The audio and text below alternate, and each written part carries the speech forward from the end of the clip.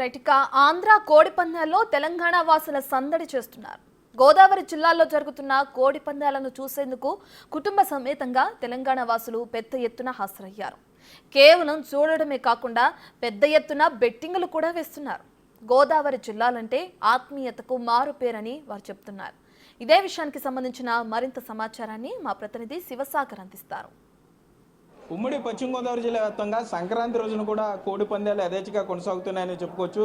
ఉదయం నుండే పందెం రాయులు తమ అదృష్టాన్ని పరీక్షించుకోవడానికి సిద్ధమవుతున్నారు. ప్రస్తుతం మనం ఏలూరు జిల్లా కైకలూరు నియోజకవర్గంలో కలిదిండి పందెం బరి వద్ద ఉన్నాం. మనం చూసిన ఇక్కడ పందాలు చూడడానికి వేరే గ్రామాల నుండి కూడా ఇక్కడికి చేరుకుంటున్నారు. పెద్ద ఎత్తున పందానికి సంబంధించి ఇప్పటికే 3 పందాలు జరిగినాయి కాబట్టి 3 పందాల్లో కూడా కొంతమంది విజయం సాధించారు, మరి కొంతమంది యాజ్ యూజువల్ కొంత ఓడిపోయిన సందర్భంలో అయినా కూడా ఎక్కడ బాధ లేకుండా, లేకపోతే గెలిచామన్న ఆనందం కూడా లేకుండా, అంటే చివరి వరకు ఈ కార్యక్రమం కొనసాగుతుంది కాబట్టి ఇదే పద్ధతి ఇక్కడ ఉండే అవకాశం ఉంటుంది. ఏదేమైనా కూడా చిన్న పెద్ద తారతమ్యం లేకుండా మొత్తం అందరూ కూడా ఇక్కడికి చేరుకుంటున్నారు.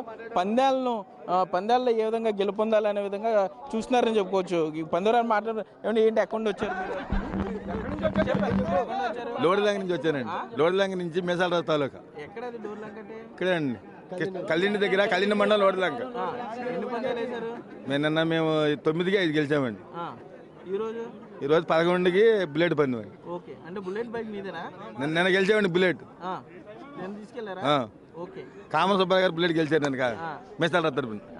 ఓకే, మనం చూస్తున్నాం ఇక్కడ బుల్లెట్ బైక్ కూడా గెలుచుకున్నాం అని చెప్పి సంతోషంగా చెప్తున్నారనే చెప్పుకోవచ్చు. ఏదేమైనా కూడా అంటే ఈ పండుగ 3 రోజులు కూడా ఇదే సందడి కొనసాగే అవకాశం ఉంది. మరోపక్క వీళ్ళు కూడా ఈ కోడి పందాలకి సంబంధించి జూదంగా చూడొద్దు, కేవలం దీన్ని వినోదంగా చూడాలి, సంస్కృతి సాంప్రదాయంలో భాగంగా చూడాలని చెప్తున్నారు కొంతమంది.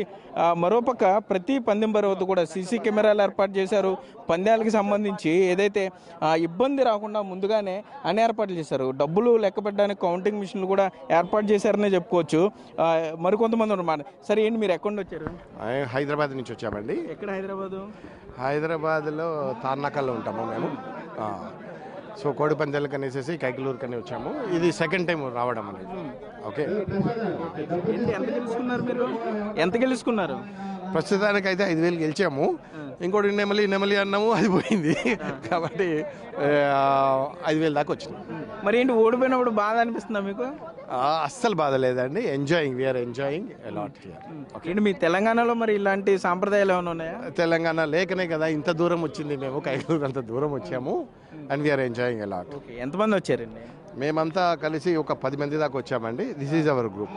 ఇదంతా మా గ్రూప్ అండి. శ్రీకాంత్ ఇతను మా లీడర్ అండి, శ్రీనివాస్ గారు ఇతను.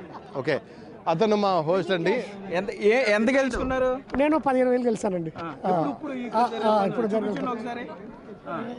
తెలంగాణ నుండి వచ్చి మా 15,000 పడిపోతున్నారు. ఎవ్రీ ఇయర్ వస్తామండి. లాస్ట్ ఇయర్ ఎంత గెలుచుకున్నారు? లాస్ట్ ఇయర్ రాలేదండి, అంతకుముందు గెలిచామండి. చాలా డబ్బులు వచ్చినాయి. సరదాగా అంతా ఎవ్రీ ఇయర్ వస్తారు.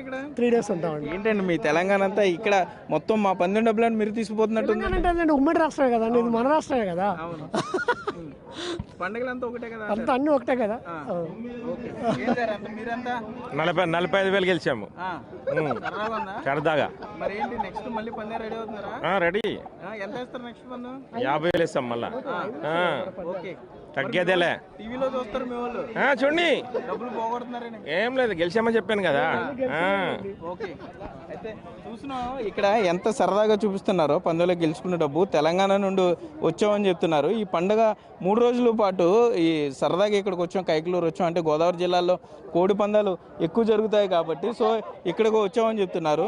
మరోపక్క యువత కూడా పెద్ద ఎత్తున, అంటే కాలేజీలు సెలవులు ఉంటాయి కాబట్టి యువత కూడా ఇక్కడికి పెద్ద ఎత్తున చేరుకున్నారు. సరదాగా ఫ్రెండ్స్తో ఎంజాయ్ చేస్తున్నారు. పందాలు వేసినవి పందాలు వేస్తున్నారా? వేయట్లేదు మీరు?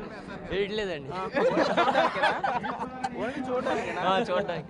ఇతడు అమెరికా నుంచి వచ్చాడు పందాలు చూడడానికి. ఎన్ని పందాలు చూసావు ఇప్పుడు వరకు? 3. మరి ఇందాక పందాలు వేస్తూ కనపడ్డావు కదా. పక్కన.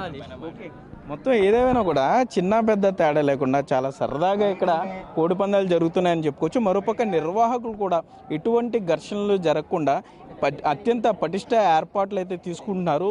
మరోపక్క పండుగ 3 రోజుల పాటు కూడా ఈ కోడిపందాలకు సంబంధించి కానీ కోడిపందాల మాటం జరిగే పేకాట గుండాట కూడా పెద్ద ఎత్తున జరిగే అవకాశం ఉంది. కనీసం పోలీసులు కూడా ఇటువైపు కన్నెత్తి చూసే పరిస్థితులు కూడా లేవనే చెప్పుకోవచ్చు. కెమెరామెన్ భాగ్యరాజ్తో సాగర్, బిగ్ టీవీ.